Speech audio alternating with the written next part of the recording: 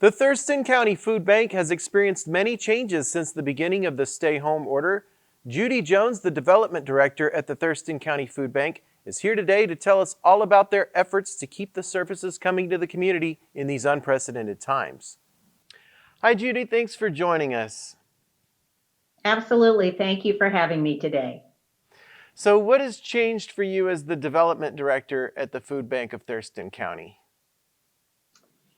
Well, I think in general, we've seen some unprecedented giving and some unprecedented purchasing of food and really changing our thoughts about how to get food to people in a safe and efficient manner. We've really had to reset our whole model and our strategies and figure it out 1 week at a time. And at the beginning, it was almost every day we made adjustments and changes to make it better, safer, faster.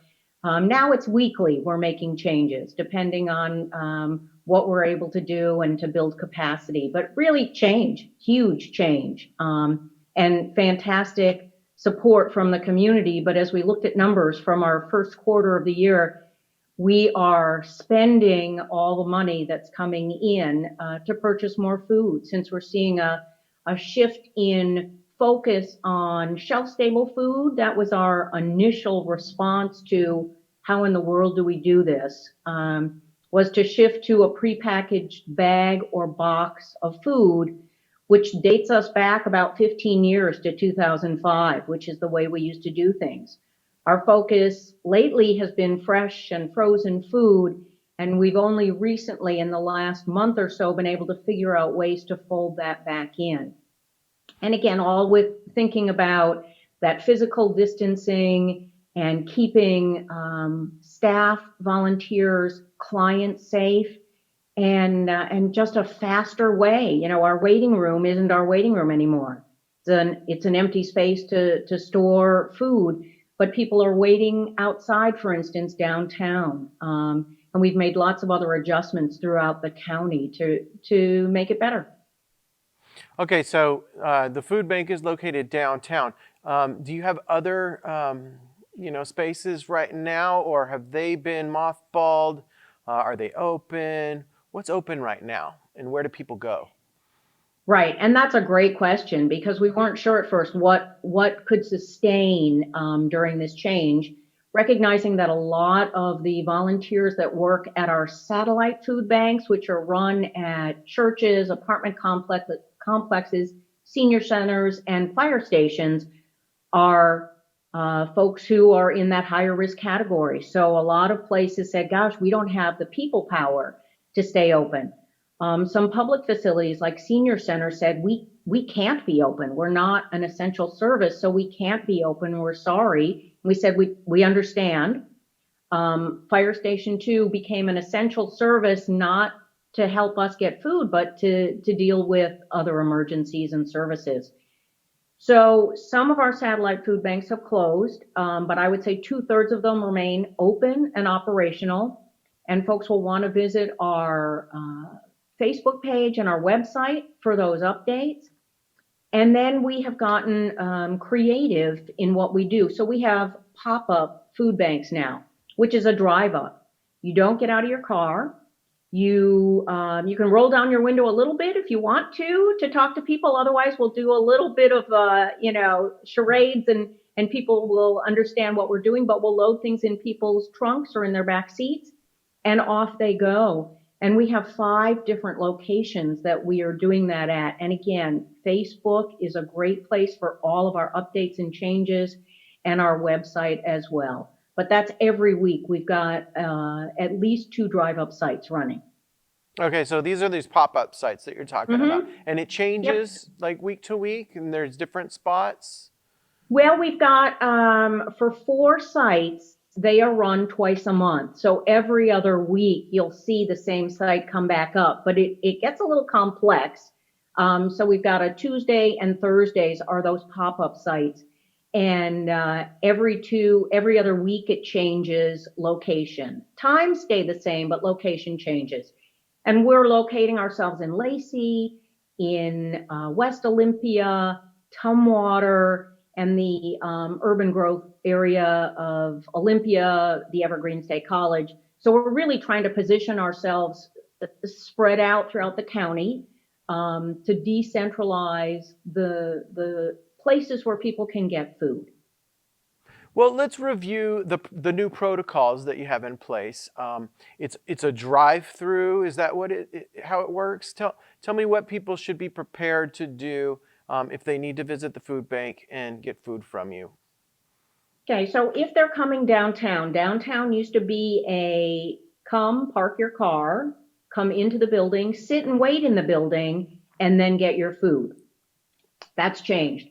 2 days a week on Mondays and Fridays, people come, they park their car, they will wait outside a safe distance from each other. We use sidewalk chalk on the sidewalk for folks to distance themselves, and we've got staff and volunteers to support that.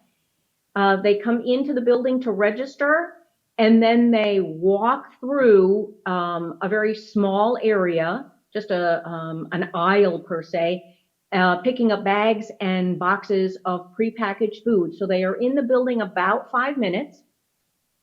Out the exit door, we wait for them to pull their car up, we load their vehicle, and off they go. So that's on Mondays and Fridays. On Wednesday, we're doing a true drive up where they line up outside in their vehicles, and we motion them forward, capture all the important information that we need for our record keeping.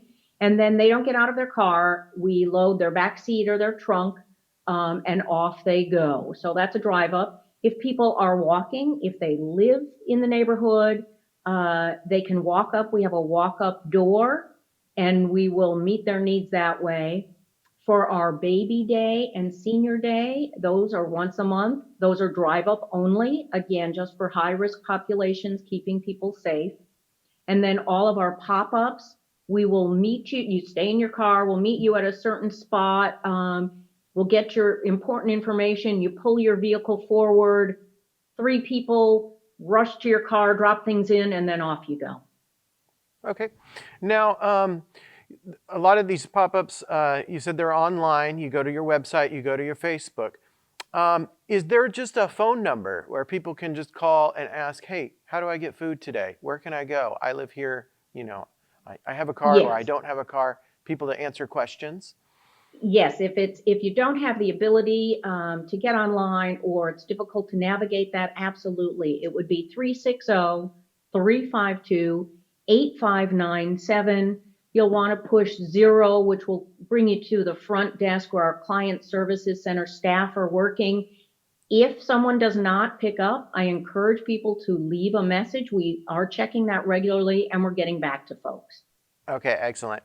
Now you said earlier at the beginning that the donations are up, and that's very reassuring because, some people are falling on hard times financially. How can people make a donation, or if they wanted to become a volunteer, how can they do that?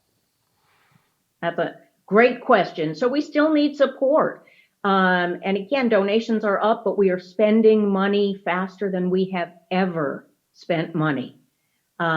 So donations can be made online. So if you go to our website, there's a button you can click and make a donation. You can mail in a check. You can do bill pay through your bank, which is very easy. I've walked people through what that looks like, and they have been successful. So that's an easy way. It doesn't cost them anything. And it's a service that their bank, whether it's a credit union or a regular financial institution, offers. If they are out and about and comfortable, they can drop off a check. People have done that as well, but we're encouraging people to stay safe and stay home. So either online or mailing or bill pay are the great ways to make a donation. And for volunteering, it's to give us a call. Again, if we're not answering the phone, leave your name and number. We have a person who's working safely from home, coordinating volunteers. And we are utilizing volunteers out of downtown to help get food sorted, packed up, and out to people. And at our warehouse in Tumwater, they're the ones who are packing all of the shelf-stable boxes of food and the food that we're getting out to children who are out of school right now. Is it better to get cash from people or cans of food and items of food, or does it matter? It's I would say that if you were to purchase food, I could use either, and this is why I'm hesitating a little bit. So we are almost out of macaroni and cheese, cans of soup, and cans of fruit. We've ordered macaroni and cheese, and we ordered it in April, and we just found out last week it's not going to come until July. Now, that doesn't mean that you can't go out and buy macaroni and cheese at your local grocery store or order it and have it delivered to your house. It just means when we buy it in bulk. So we take your dollars and we stretch those dollars, and we buy a tractor trailer load of food, which is 24 to 48 pallets. It's a lot of macaroni and cheese. So we're going to wait for that macaroni and cheese until July. We still need some macaroni and cheese. So I had, for instance, a senior living facility did a single item food drive, and they donated money, but they brought in a pallet of macaroni and cheese. So somehow, some way, they stayed safe, but they got macaroni and cheese and they got it to us, which was wonderful. So it could be one of those three items, and it could also just be cold hard cash for us to make those purchases. And we'll buy local as we need to fill in the gaps, but we're really going to try to stretch those dollars, those donated dollars, and buy bulk. All right. Well, I want to thank you for taking the time with us. I just want to ask, is there anything else you'd like to add before we let you go? Really, probably just a very big thank you to our community. It's hard not to get a little emotional because it's amazing. We live in a very generous and very conscientious community, and it really is reassuring. So, All right. Well, thanks, Judy. Thanks for all you do. thank you. Thanks for the opportunity to share. To find out about the pop-ups in your neighborhood, or if you'd like to make a donation or volunteer at the food bank, please visit their website, thurstoncountyfoodbank.org. You can also call 360-352-8597 and press 0 for the front desk assistant. Leave a message when staff is unavailable, and they'll get right back with you. That's all we have for you today. Tune in next time for more updates.